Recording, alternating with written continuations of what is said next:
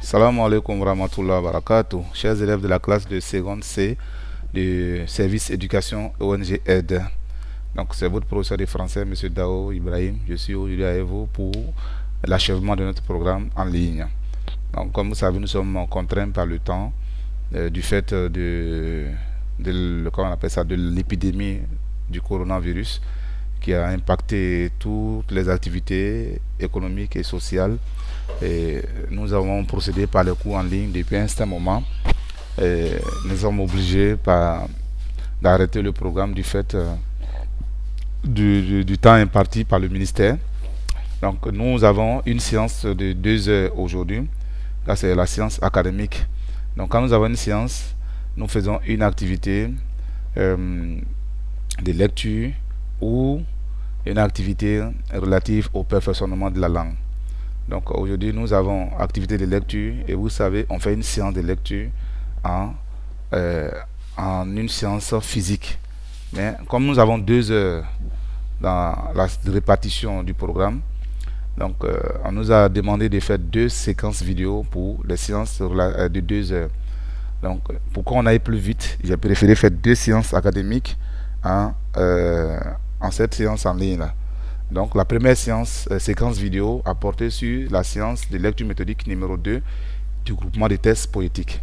Et la dernière séance aujourd'hui va porter sur la lecture méthodique numéro 3 du même groupement des tests poétiques. C'est pour qu'on fasse le maximum de cours que j'ai procédé ainsi. Donc il va nous rester une seule séance de lecture méthodique, malheureusement qu'on ne pourra pas faire. Mais comme vous avez déjà le support à la maison, vous connaissez la démarche de la lecture méthodique, vous pouvez vous y essayer vous-même. Et Inch'Allah, vous allez vous en sortir. Donc, on va continuer notre cours. Vous savez que la lecture méthodique, elle s'est faite en 5 étapes. La première étape, c'est celle de la présentation. On en a déjà parlé dans la première séquence vidéo. Et la présentation ou la situation du test. On parle de présentation du test lorsque le test que nous étudions est extrait du groupement des tests. Mais nous parlons de situation du test lorsqu'il s'agit d'un test qui est extrait de l'œuvre au programme. Donc l'œuvre au programme, l'étude de l'œuvre au programme étant achevée, donc aujourd'hui nous ne pourrons plus parler de situation, mais nous parlons plutôt de présentation du test. Le test se présente à partir des éléments du paratexte. Alors, les éléments du paratexte, le titre du test, la source du test, le nom de l'auteur, c'est déjà suffisant. Mais on peut agrémenter avec quelques informations relatives à la vie de l'auteur, aussi au test, à l'œuvre de laquelle le test est tiré. On peut donner la date de publication par exemple, la maison d'édition, on peut indiquer toutes ces choses-là juste pour agrémenter la présentation. Mais l'essentiel, c'est que dans la présentation doit figurer le titre du test, le nom de l'auteur et puis la source du test. Voilà. Donc notre test ici s'intitule Demain dès l'aube. Il est extrait de l'œuvre Les Contemplations de Victor Hugo. Victor Hugo, il a écrit ce texte-là dans son œuvre, dans son recueil de poèmes qui s'intitule Les Contemplations, qui a été publié en 1856. Pardon. C'est un poète romantique du 19e siècle. Voilà. Et l'axe d'étude de l'œuvre, du texte, c'est l'expression du mal de vivre chez les poètes français de la première moitié du 19e siècle. On a déjà vu ça, donc c'est les formalités, vous connaissez tout ça. Donc ça doit être plus facile pour vous, puisque c'est des choses que nous faisons depuis un moment. Et après cette étape, c'est la deuxième, c'est celle de la lecture. On doit lire le test. Comme nous sommes en ligne, on ne va pas peut-être se donner trop de mal, mais je vais afficher le test quand même. Vous avez le test Demain dès l'aube. C'est le titre du poème. Demain dès l'aube, à l'heure où blanchit la campagne, je partirai. Vois-tu, je sais que tu m'attends. J'irai par la forêt, j'irai par la montagne. Je n'ai pu demeurer loin de toi plus longtemps. Donc je ne vais pas finir la lecture. Vous avez les tests vous-même à la maison. Donc je n'ai pas besoin de m'étaler là-dessus. Voilà, donc nous allons poursuivre notre randonnée. Après la lecture du test, la troisième étape, c'est celle de la formulation de l'hypothèse générale. L'hypothèse générale de lecture se formule à partir de 3 éléments fondamentaux. Le premier élément, c'est la nature du test. Le deuxième, c'est la tonalité. Et le troisième, c'est l'idée générale du test. Donc vous devez avoir à l'esprit ces 3 notions-là pour pouvoir formuler vos hypothèses générales de lecture. Ça va vous faciliter, Inch'Allah, la lecture méthodique dans les circonstances, dans n'importe quelle circonstance, pardon. Même si vous partez à l'oral du bac, Inch'Allah, d'ici 2 ans, vous allez être candidat au bac. Donc c'est ce que vous devez faire. Vous devez maîtriser les étapes et connaître le contenu de chaque étape. Donc, cela étant dit, nous allons voir maintenant notre hypothèse générale. Le test ici, c'est un poème. C'est naturel, c'est un poème. C'est un sonnet. Je vous ai déjà expliqué c'est quoi un sonnet. J'ai dit le sonnet. Bon, malheureusement, c'est pas un sonnet. Le sonnet, c'est un poème de 4 strophes, 2 quatrains, 2 tercets. Mais ici, nous avons un poème spécifique. Il y a un poème en particulier, pardon, qui a une forme spécifique. C'est-à-dire 3 quatrains. Comme le poème précédent que nous avons étudié tout à l'heure là, on avait 3 quatrains aussi. Mais ce poème, c'est un poème à forme régulière. C'est-à-dire, les vers sont réguliers, tous les vers ont la même longueur, sont tous des alexandrins, comme on a vu pour le poème précédent. Donc nous avons affaire ici à un poème, et la tonalité, on l'a lu tout à l'heure, c'est un poème lyrique. Le lyrisme, c'est l'expression du sentiment personnel de l'auteur.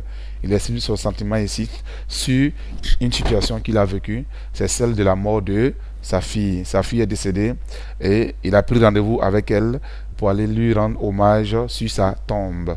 Donc c'est un poème lyrique dans lequel l'auteur explique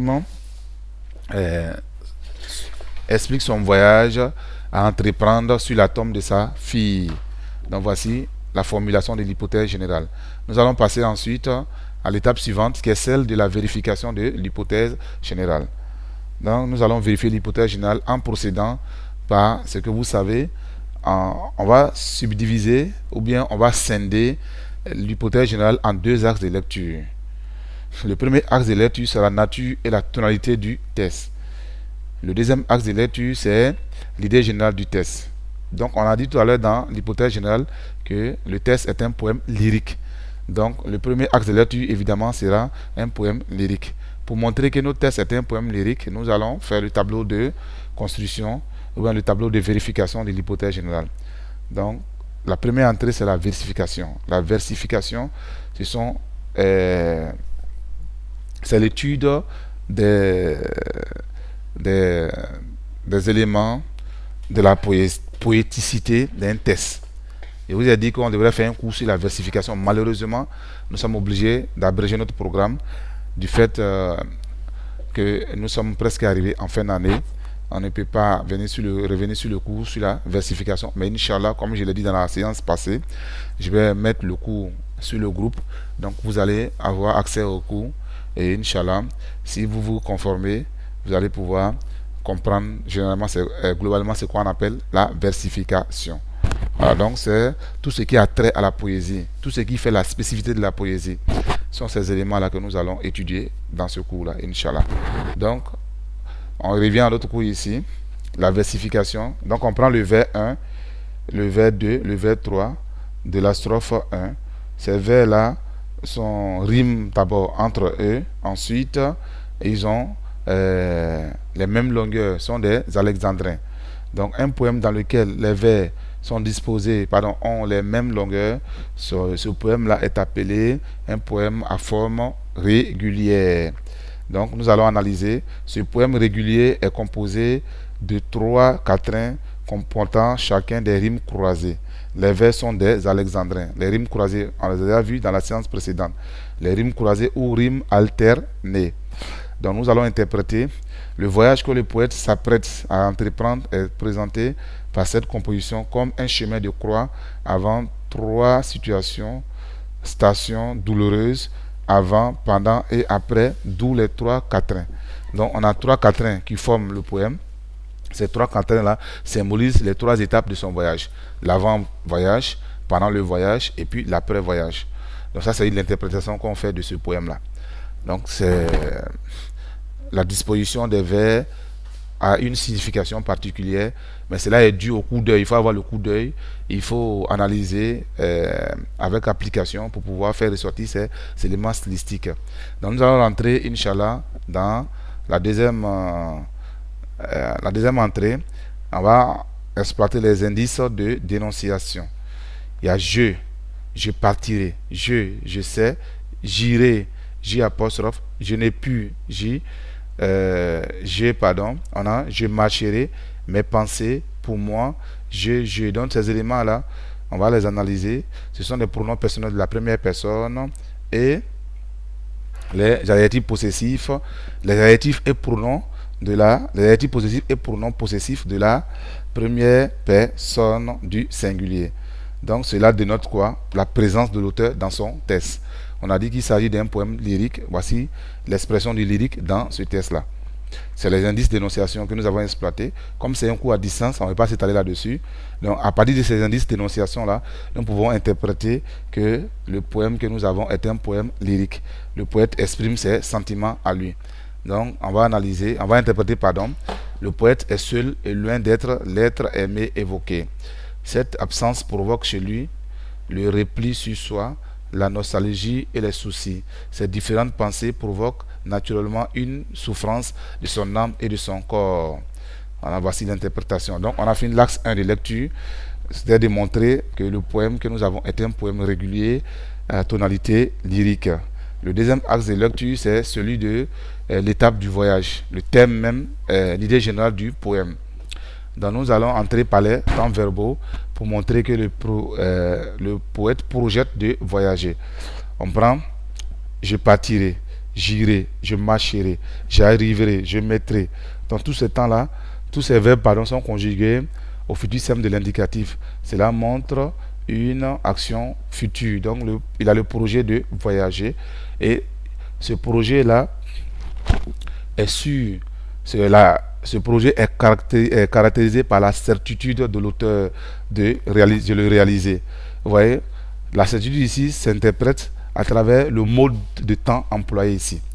Il emploie l'indicatif. L'indicatif, c'est le mode de la certitude. Je vous ai déjà dit ça dans d'autres occasions. L'indicatif, c'est le mode de la certitude. S'il parlait au conditionnel, on avait dit c'est le mode du doute. Mais ici, il est catégorique. Demain, il va voyager. Je partirai, j'irai, je marcherai, j'arriverai, je mettrai. Vous voyez, tous ces verbes-là sont conjugués à un temps de la certitude. Donc, son voyage, c'est sûr, il va l'effectuer. Donc, cela dénote du projet du poète de voyager, Inch'Allah. Donc, on va interpréter ce pèlerinage sur la tombe de l'être cher est encore au stade de projet.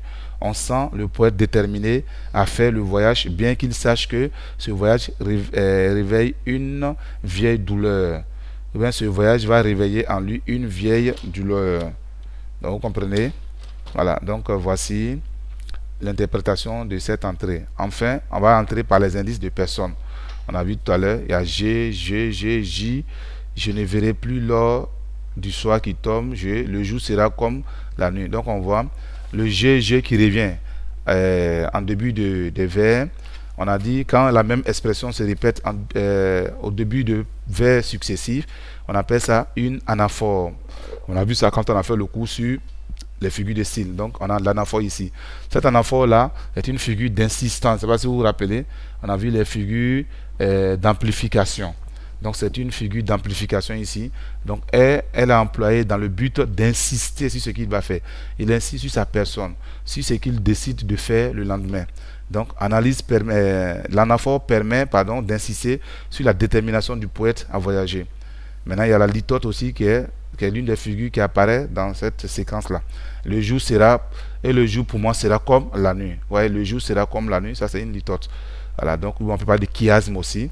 Donc si vous vous référez au cours sur les figures de style, vous allez comprendre.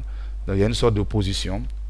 Et on peut parler de comparaison aussi. C'est une figure à valeur comparative, mais c'est un chiasme.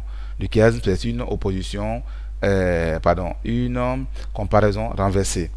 Voilà, donc nous allons interpréter rapidement. Le poète est déterminé à briser sa solitude et à atteindre l'être inaccessible à travers ce voyage. Il est si déterminé qu'aucune autre beauté de la nature ne pourra le distraire dans sa quête.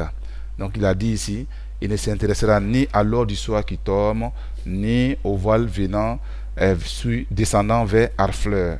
Si vous vous référez au poème, vous allez comprendre ce vers-là. Donc c'est ce qui explique son désintérêt pour la beauté de la nature autour de lui. Donc toute sa pensée est focalisée sur sa fille de feinte. Voilà, donc c'est ce dont il est question dans ce poème. Donc nous avons pu montrer qu'il s'agit d'un poème lyrique à forme régulière. C'est le premier axe de lecture. Le deuxième axe de lecture, nous avons montré qu'il s'agit d'un projet de voyage du poète, celui qui consiste à aller rencontrer sa fille défunte, de poser une gerbe de fleurs sur sa tombe. Donc la dernière étape de la lecture méthodique, c'est celle du bilan.